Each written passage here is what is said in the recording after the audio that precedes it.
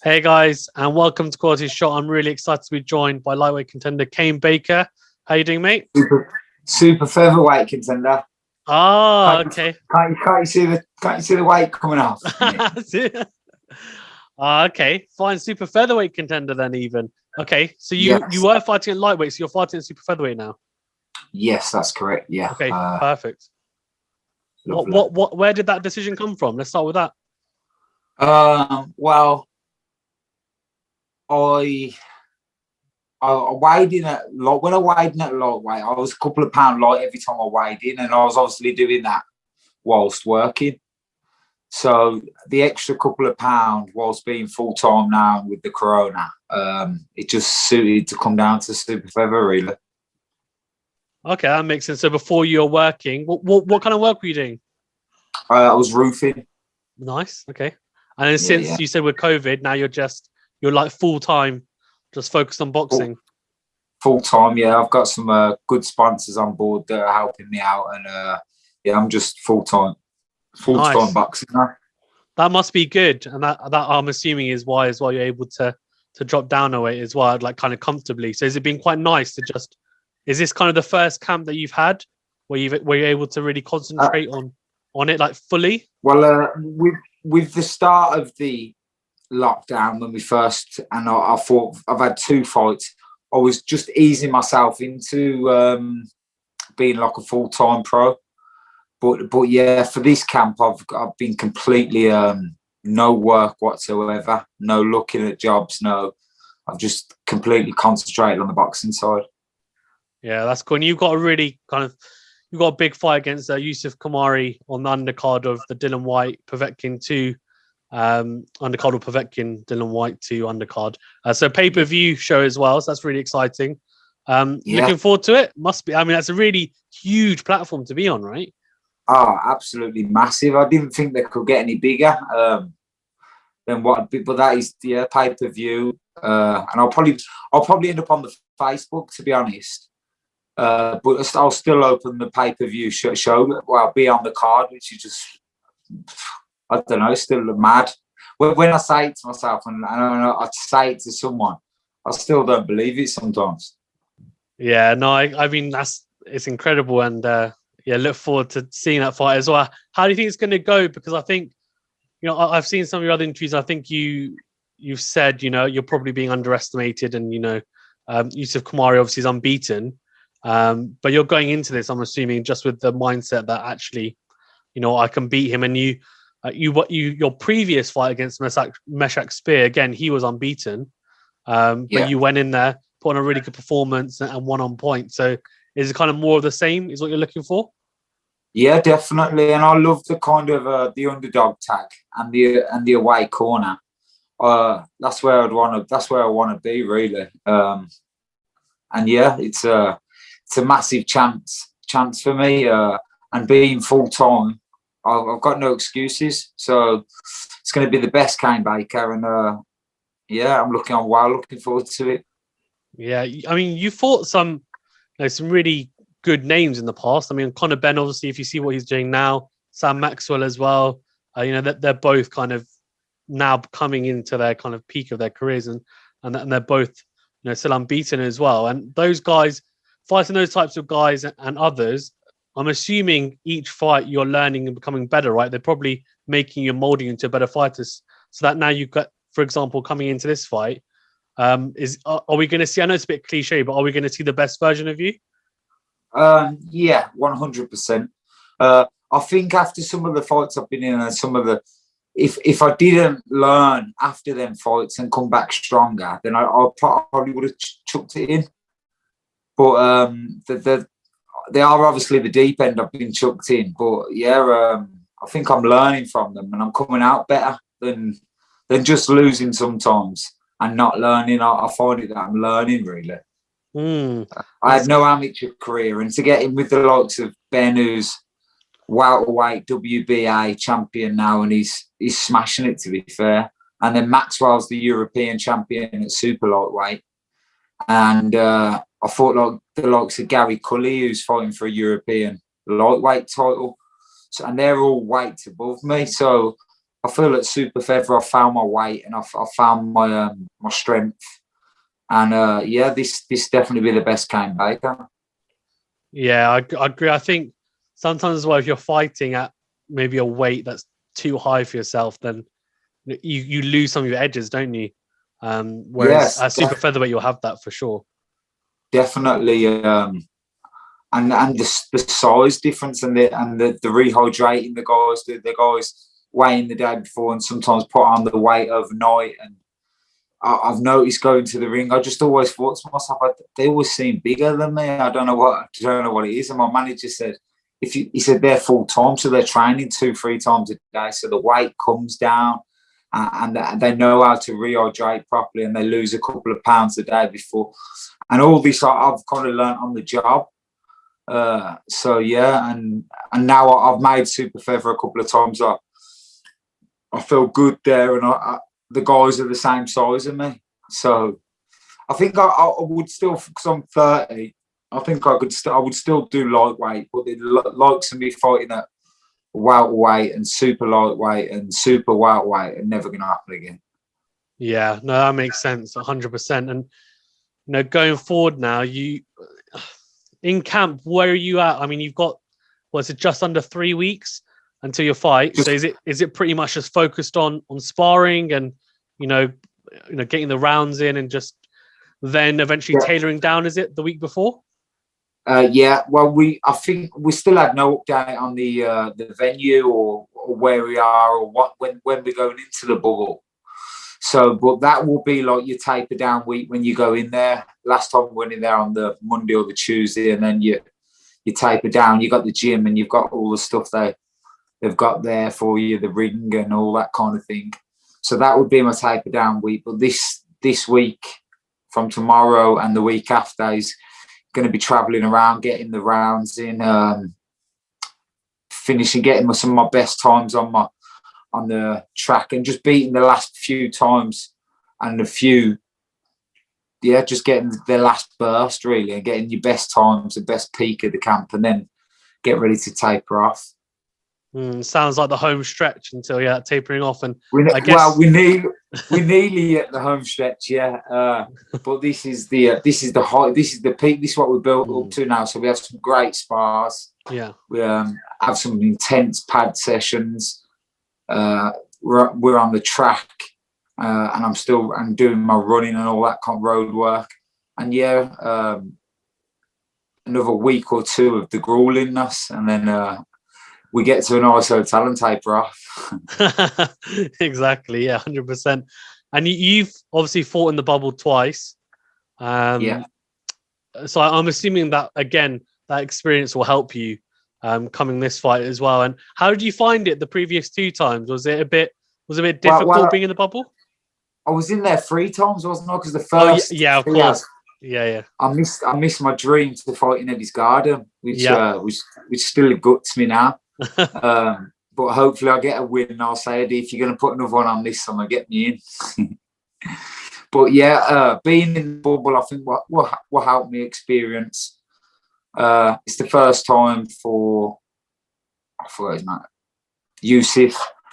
But he'll be in there with his team as well, because he's part of Dillian White's team. He's managed by White, and they've got Fabio Wardley on the bill, who's been in the bubble. So he'll have some kind of, but being in there 3 times, it's quite comfortable for me. And I'm quite looking forward to going in there, to be honest. Well, okay. I guess as well, is it a little bit, I was talking to some other boxers and they were saying that, with the situation, the bubbles and with COVID, etc., it's almost like, certain distractions that might have been out there, they're not there anymore because you can't really go and socialize. It's almost like you're in camp all the time because you've got that restriction anyway. Yeah, 100%. And you kind of become it's quite military, I suppose, because you got your room, your time, your food slot. If you want to book the gym, you get a time slot. You have your meals. You're back to your room. You haven't got to travel anywhere. You haven't got to go around. You got the ring. Your coach is next door. So it's really good, really. I think it'd be quite good for everyone to have the camp in a bubble, but like a bubble camp, I think would be a good idea, because it evens out across the board for both sides. Everything's fair and they're at the same kind of, and maybe you could get some cameras in to watch it. So I think that would be good, like the bubble camp. Yeah, but I like just having the week in there, and it's very structured and it's just great. It's like a very military camp, and you're finishing off there. You're making weight, so you kind of need that, really. Yeah, no, that makes sense, 100%. You're saying about the cameras being in there, could end up being like almost like a boxer's big brother or something. Yeah. Exactly. The big brothers fight camp would be good, wouldn't it? If it ever comes out, we got to be something to do with it, because we invented it. Yeah, exactly. Yeah. Youssef Khoumari, then your opponent. Do you know much about him? Have you kind of? I have watched. I watched some of it, a bit of his fight, a couple of rounds, and I've heard a few things around the circuit that he's a really good fighter, and he's a good talent. He's obviously managed by Dillian Whyte. He's fought for the English title. I think it was a draw, it was a very close fight against another very good fighter. So he's up there and thereabouts at English level and above, maybe. So I know he's going to be probably one of my toughest tests yet. And that's how I've treated it with the camp I put in and the hard work. And it could be Dillian Whyte on March the 6th that I'm fighting, and I feel confident that I've worked hard enough to beat him. Oh, very good. Well, there's not much more you can add to that, is it? For sure. I mean, I hope Dillian Whyte don't see that and see me in the bubble. Because exactly. I might not be as confident when I see him. Exactly. I saw that you, a couple of weeks back, you sparred Alpha Barrett, and I think you were with Pat Barrett. How do you find it? Because he fought yesterday as well. How do you find sparring with him? Oh yeah, he's a very, very talented fighter, and I was a little bit disappointed in his performance yesterday, because when he did turn it up, that's what he's like. Like from the 9th round onwards, and he was letting the shots go. That's what he's been like. That's what I'm a big fan of Zalfa, and that's what I've known him to be like. But when you're in there, it's always different. So I don't know what Kiko brought to the table that made him a bit weary. But when he did let his shots go, that was the Zalfa we all love, and I think he was brilliant, and he was busting him up. But for the middle rounds, he was letting a few rounds drop for no reason, really.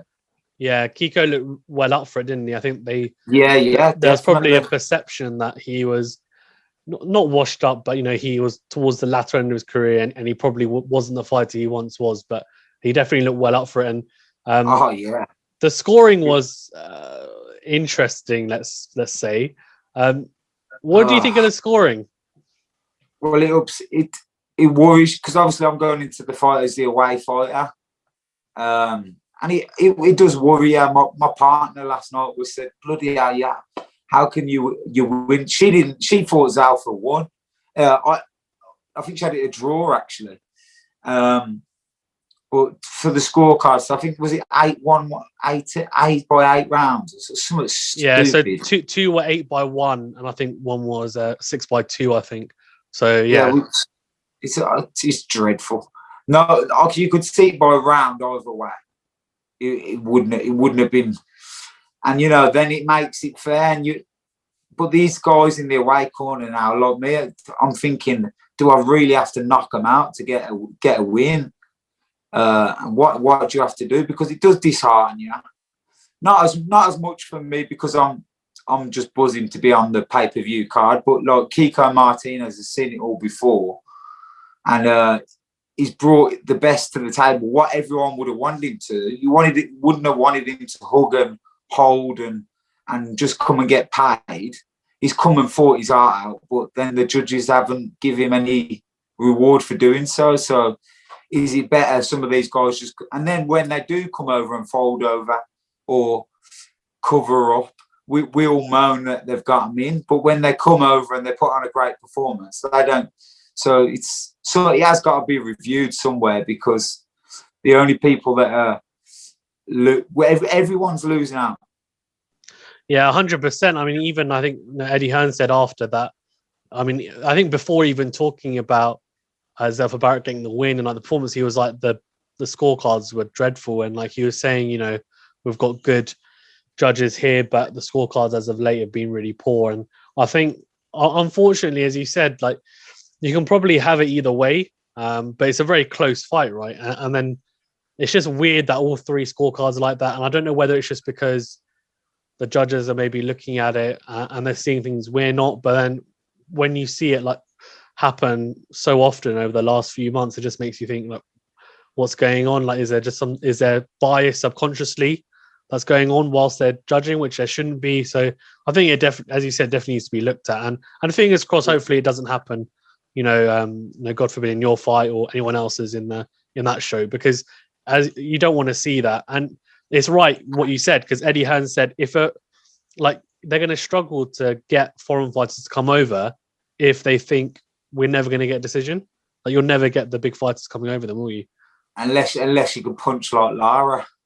Yeah. They won't Well, over. I was going to ask you about that. What do you think? I mean, I was watching that fight and I just thought, what is going on? I mean, I knew that he might struggle a little bit without the crowd, because I mean, he really does, I think, feed off the Leeds crowd, and they obviously hype him up a lot. But I mean, he's still a class act. So I was just thinking to myself, I didn't know too much about Mauricio Lara, if I'm being honest with you. I knew that he could punch a little bit, but I was thinking a couple of rounds would be rusty, and then he'll probably kind of ease into a points victory. And it just went.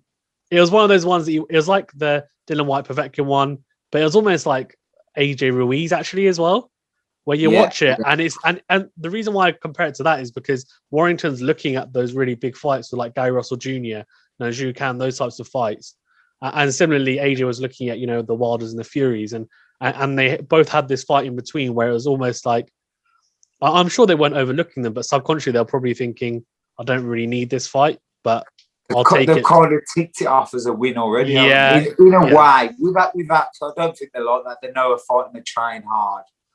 But I think they subconsciously they think, well, we've got this one in the bag. Exactly, yeah.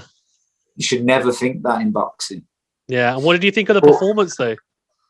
Well, I was speaking to my manager through text straight away, and he said, the other guy, Lara can whack, but I can see Warrington winning on points. And from the first round, I said to my partner, I said, Warrington's going to get stopped. And she was like, Warrington will never get stopped. I said, I'm telling you, Coral, I think he's going to get stopped. I could just see that he had hands of stone, Lara. And I think maybe if he had his fans there, Warrington, he might have squeezed another round or two out. But I'm telling you, it was brutal. The power. They were shaking me on the sofa. Some of them shots, and we had a couple of people I know who I was speaking to as well, who are casual boxing fans, and that was in a WhatsApp group, and they was all thinking Warrington, but what I was seeing wasn't that. I could just see that Lara breaking him down. The power was just too much. Yeah, I think after, and he again with the judging and the scoring, I don't like to. But like he should have been stopped earlier. Yeah, I think they were saying, in the fourth round, right? I think it was in the fourth round. They were saying, the commentators, I think Matt Macklin was saying, and Adam Smith, they were both saying, look, if he'd been stopped there, I don't think Josh Warrington could have complained, because he was really out on his feet. I mean, he looked like he didn't even know where he was, really. I know, and his legs were just non-existent at some points. And I believe that if it was the other way around and Lara was hurt like that, it would have been waved off quicker than you could have said quick. Yeah, it's funny because you talk about the WhatsApp group. So I have one, and we're a mixture. Like, some are quite hardcore, some are casual. And one of them said the same thing as you did, that if it was the other way around, like, it definitely would have been stopped. And it'd have been over. And that's the thing, right? I think it's difficult because I was going to say he's the champion, but he's not, because he relinquished his title. But is the referee going to give him the benefit of the doubt? Yeah, so I guess he has champion? Exactly. Yeah. So I guess he has a slight benefit of the doubt, doesn't he? Probably more so because you're the champion, And he is. Yeah. I mean, even though he's relinquished the belt, but even though he vacated it, yeah, he was still a champion. He didn't lose a fight to not be a champion, so he went into the fight as a champion. And I can understand why they give, hence why they give Fury the extra. You know, where some people might have waved that off, but him being a champion before, yeah, they give him just a little bit of leeway, which worked in his favour. Yeah, it did. But yeah, hopefully, I think he went to the hospital. He's come back and he's got I think he's got shoulder injury and fractured jaw, etc. But I think he seems to be like okay. But obviously, he's gonna have to recover a little bit. But interesting to see whether they do the rematch or not. I'm assuming he'll want it. Well, I say that. I don't know whether he will. But what do you think? I think 100% he would want it. He's a very big fighting man, but I think he would like his crowd again. But also, that just 100%, that guy, Lara, someone needs to sign him up and take him to the top, because I would watch him fight. You know, he could just be forgotten about. And I hope not, because people like that would love to watch fight. That's why I love fighting. The underdog, he's come over, and even though I'm a massive Warrington fan, he absolutely put on a masterclass and beat up the #1 featherweight in the world in his backyard. And people are just moaning about other decisions, and that really we should celebrate that he's become a kind of champion in his own right, and he's going to go home and celebrate with his family and daughter. And it's a nice story, and like, it shouldn't matter where you're from or who you're promoted by, who you signed with. It should be like just what happens on the night and what kind of story, and we should celebrate and all like be thankful that we get to watch these guys. Yeah, 100%. I mean, because many more decisions like the Kiko one could stop things like last night happening. Yeah, no, 100%. I 100% agree. I think, yeah, that Kiko one, yeah, as we said, hopefully, we keep on, I say this every time, but hopefully we don't see many more of those. It just needs to be clamped down. I don't know what needs to happen, but because if I was 34 and kind of at the twilight of my career, and and I come over and fought my heart out to a different country, and that they didn't give me like the justice in the scoring, like you kind of end your career. And like, what a servant the guy's been to boxing, with over 50 fights, loads of world title fights. Come over here and fought all our champions on the drop of a hat, and like that could be his last fight, and we just send him out with no respect. Yeah, no, 100%. I agree with you, and yeah, I mean, he's at featherweight, and so he's one division below. But at super featherweight, I mean, there's some big fights going on. I mean, Berchalt's fighting Oscar Valdez. I mean, Jamel Herring's got Carl Frampton. Yeah. What do you think of these? What do you think of these fights? They're tasty, aren't they? That Herring, I've been following some of him because I'm a massive Carl Frampton fan. But I'm liking what I see from this Herring. Wow. I didn't really know too much about him before. But yeah, he's massive. He's absolutely he's huge. He must struggle with the weight. Oh man. I thought I was quite big for super featherweight, and then that Herring's a dinosaur. And I think that will be Frampton's hardest part of that fight is the weight and the size when he gets in there. Because the last time he fought, I know he stopped the lad with a body shot, but the size difference was at super feather was because I think he fought as low as bantam, didn't it? Yeah. So it's a big jump.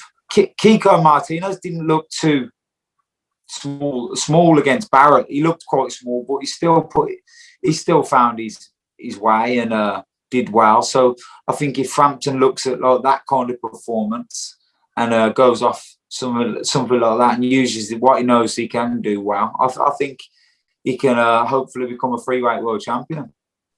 Yeah, I mean, that would be an incredible feat. And then I guess really, if he does, like fingers crossed, then you have to start talking about him surely as one of the pound for pound like British greats, right? I mean, surely. Yeah, 100%. It's massive. Even to to even get there and be a 2-weight world champion and then to fight for a different weight, I think he's achieved masses. But if he does, it's just a lovely finale on his career, because after the Warrington as well, that for me was wow. I thought, what, geez, I thought Frampton that was Frampton's all day long. Yeah, 100%. What about Berchalt and Oscar Valdez? What do you think of that Valdez. one? I think really? Yeah, I do. I think he's going to because I think because of the step, I just think he's going to step up and put on a good show. He has glimpses of greatness, doesn't he? And then he kind of, but I think he'll have a full great fight for that. And I think Valdez. Valdez, hopefully Frampton. Yeah, fingers crossed. Just kind of before we wrap up, I just want to get a couple of your a couple more predictions, but actually as well. For those who don't know, just very briefly, how did you get into boxing, your journey? Because I've seen a couple of your posts as well, and there's that amazing post where you said, the before and after, and you obviously, you weren't as slim as you are now, let's say. So tell me a little bit about how you got into boxing in the first place. Well, I didn't do no amateur. I didn't put on a pair of gloves till I was 19. And basically, I was a couple of street fights and things like that, and in the pubs. And a doorman said to me, he said, "Oh, you can fight a bit." He said, "You should have a boxing match."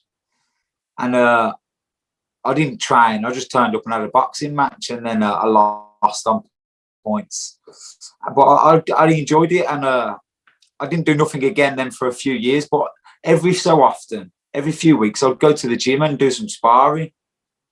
And I was sparring with some really good lads, some world kickboxing champions. I could only do a round or two, but I used to love it every other Saturday or so and get beat up. And then they used to put on white collar shows. And for ages, they was asking me to fight. "Oh, go on, Kane, do another one." I was like, "No, I don't want to do it again." And I piled on a bit of weight. I think I was about 13 and a half at this point. My heaviest I was 14.10. But I'd got down to about 13 and a half. And then they said to me, "We've got a show at the Irish Centre in Birmingham, which is like a massive place we all used to go. It's quite a big place for us." And he said, "Well, I want you to fight." I said, "I ain't fighting. I'm definitely not fighting." He said, "It's against a policeman." And I went, "Oh, you got me then." I mean, I thought, legally, I can punch a policeman in the face. But sorry, mate. That's all right. I said, legally, I can fight a policeman. And I told a few, I didn't say yes straight away. I told a few people, and it just went round like wildfire. And then I was in, really. I thought, wow, this is it. And then, I took the fight. I legally chinned the policeman. And then I think that was at 12 and a half stone. He was a right stocky guy as well. And a lovely guy. We got on really well after. And then just the whole thing of the boxing, the night out, selling the tickets, getting on with the fight hour and having a laugh after, making some new friends. I thought, wow, this is really good. And obviously the healthy lifestyle and the training. So then I just carried on. And then I had quite a few white collar, probably 20, 25 white collar. Nice. And then there was a Frank Warren white collar Queensbury boxing. And I got offered to go there and only come as a reserve. But they paid for your like medical, and which turned out you could turn professional. And I'd met my manager, who's not my manager now, but at the time was my manager. And he hadn't even seen me fight, but he said, "Well, you've got a medical and a thingy. Maybe you should take a test, go and do some sparring, and let the boxing board of control come and have a look and see what happens." So it was a no-brainer. I just went with that, and then they passed me off to get a professional license, and then it just started rolling from there. Yeah. Wow, nice. I think it's amazing because I feel like in boxing, it's a sport that really does like teach you discipline. From all the boxers I've heard, like a lot of them have said, it's definitely a lifestyle. It's not just one of those things that you can just do. You really have to kind of commit to it, and you do live the life almost, like pretty much all the time. So that's amazing. Thank you for that. Before we wrap up, actually, I want to get two fights. I want to get predictions on. So one is actually the headliner for your show, Dylan White versus Povetkin. How do you think that's going to go? Well, see, I was a massive Dillian Whyte fan, and I thought he bossed. He absolutely bossed the other fight until Povetkin landed that shot. And I can't see it being much different. But I am going into the bubble this time, Team Povetkin. I'm the turncoat now. I'm going to try and be Team Povetkin and get my, because Khoumari's got Dillian Whyte in his firm. So I'm going to try and cuddle up to Povetkin and have the Russian boys on my side. So in my heart, I want Dillian Whyte to win, but because I'm going Russian for this, I'm going to pick Povetkin. Fair enough. Fair enough. And what about, the fight that I think everyone in the UK wants to see and hopefully is going to get confirmed. They say it's like 95% done. AJ and Fury, how do you see that happen? How do you see that going even? I love both fighters. I think they're both great. But I met Fury and I fought on his undercard, and then I went and I've done some running with him and went to his tour and met up with him, and I spent an hour or a couple of hours with him, and I've got a soft spot for him, so I'd pick him anyway. But then after what he done in the second Wilder fight, it just shows kind of really when he puts his mind to it, he can do what he wants when he gets in that ring to anyone. Same as he did with Klitschko. That's how he wanted to be Klitschko. That's how he knew. And I think a massive thing that works for Fury and will work in this, if AJ isn't headstrong, is all the mental stuff that he brings to the table at the press conferences and in the build-up and all that. He can really, really beat a person before they get in the ring, I believe. Yeah, I feel like the press conference is might even be better than the fight. The first pay-per-view press conference, I think. Yeah. Because actually, I think like AJ doesn't really bite to most people, but with Fury, he likes it. I feel like it'll be interesting to see whether, as you said, the psychological aspect comes in. But I have a feeling that Fury will definitely go for it. But I feel like Anthony Joshua might be okay with it, but only because I feel like they talk quite a bit, I think. Not a lot, but they definitely have FaceTime each other and they talk. So I feel like they kind of know each other. And it's been building up, so they kind of know what's going to happen. They're both on the same page, however it goes. It's just what they've got in mind for how it goes, I think, isn't it? Yeah, I think. But hopefully, I mean, I've said to some people, and I don't think it could potentially be a boring fight, but it might be a very, very technical fight. I mean, it could go so many different ways because both of them can fight in different styles now. I think they're both shown. So either way, I think it's good for British boxing and good for world boxing. So hopefully, fingers crossed, it happens. But yeah, apart from that, is there anything you want to touch upon? Who would you pick in that? No, I can't. You can't ask me that. You can't ask me that. I'll tell you what. I'll tell you. I think mainly because I do other like review videos, etc. as well. So I'm actually I've got a little bit of a soft spot for AJ because I've been to quite a few of his fights. But to be honest with you, I think Fury will go into it the favourite, probably rightly so. I think just because of what he did against Wilder, I think that was really impressive. I do think AJ probably has fought better opposition, but again, that doesn't really matter when you get into the ring with someone else because like styles. It's really difficult. I do slightly edge towards AJ, but that's just because my soft spot. But if I'm looking objectively, I just think There's so many different ways it can go. I'd find it really difficult to see AJ winning on points. I'd find it really difficult, but he does have that Olympic pedigree. But then Fury's just so good on his toes that I'll just find it really difficult.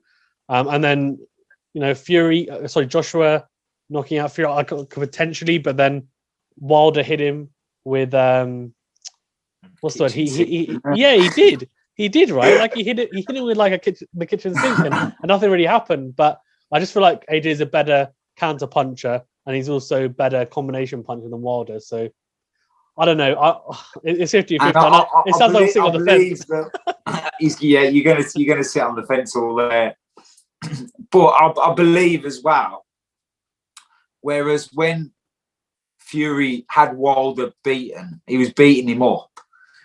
You couldn't really see nothing coming back from him when he was kind of like a beaten boy, wasn't he? All his power had gone. You couldn't see anything coming back. Whereas even if Fury is on top of AJ, at any point, I believe AJ can still come back strong. That's where Fury's got to be very careful. Yeah, he'll keep. I mean, we've seen it with the Klitschko fight as well, and I think he'll just keep coming, won't he? So it'll be a very interesting fight, and it'll be a 2 fight. So maybe I'll say 1-1, and then they'll have a trilogy. The most diplomatic answer. We'll finish on a penalty shootout. Yeah, exactly. Before we wrap up, is there anything you want to touch upon? No, just thank you very much for giving me some time and having an interview with me. And that's it. And everyone else tuning in on March 6th. Yeah, no worries. Thank you very much for coming on. And yeah, as I said, managed to get you on eventually. It was a great time to get you on, though. So it's all good. As you said, you're running away from me like the police. But fingers crossed. I hope you have a very good, really good fight on the 6th of March as well. All the best. Good luck. And maybe we can catch up at some point after as well. I hope you have a great rest of the camp as well. Hopefully injury free, and you enjoy your time in the bubble. And hopefully, it gets sorted where you're going, because I guess you don't know 100% yet. So hopefully they get sorted. And, I kind of like that, though, to be fair. I do like it. Bit of excitement. It's like not knowing what you're getting as a present, I suppose. Yeah, bit of intrigue. Okay, nice. My passport's in date, so take me wherever we got to go. Yeah, exactly. Yeah, all the best, mate. And let's catch up after, and good luck. Definitely. Catch up, or even catch up when I'm in the bubble to kill some time. Perfect. Yeah, okay. Let's do it. Let's put in some time. Perfect. Have a good one, mate. Take care, mate. Take care. Bye-bye.